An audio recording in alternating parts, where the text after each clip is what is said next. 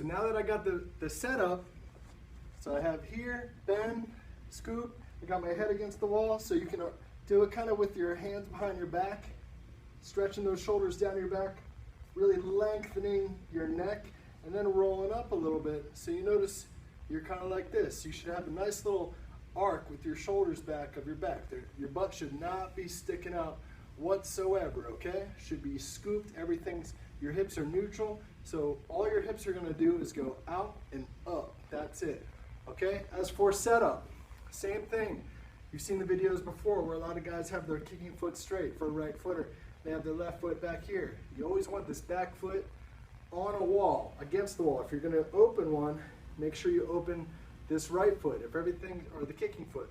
If everything's scooped and lined up, you wanna make sure this left hip is rotated over your right. Now your hips are super square, and you'll see just by taking this left hip and putting it right, how much extra room. It gives you another 10 degrees of movement. You don't feel so jammed up because your hips are forced this way, okay?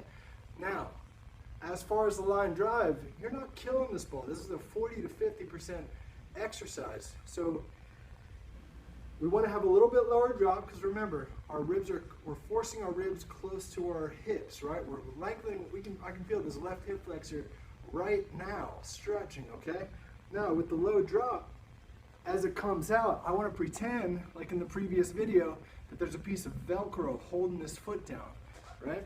So as I come through it, I'm going heel to toe, and as I'm pushing, it's almost like this back foot stuck in the ground. I get this big stretch right here as I come through. So the trajectory of this ball is not a bomb. If it goes above 4, then great. But you know, we're only looking for like a 3, 5, 40 total yards from one sideline to the numbers.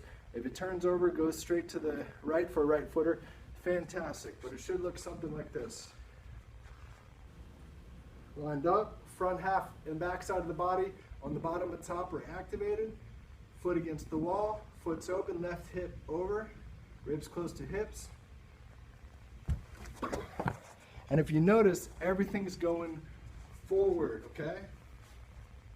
So here.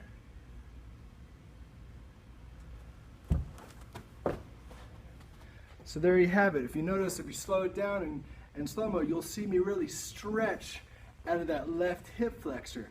And what you'll see, you know, obviously your body doesn't want to do it right away, so you'll see yourself stretch, but then your ribs will compromise, will lean back. You got to be sure to hold that belly, get that big stretch out of your left hip flexor.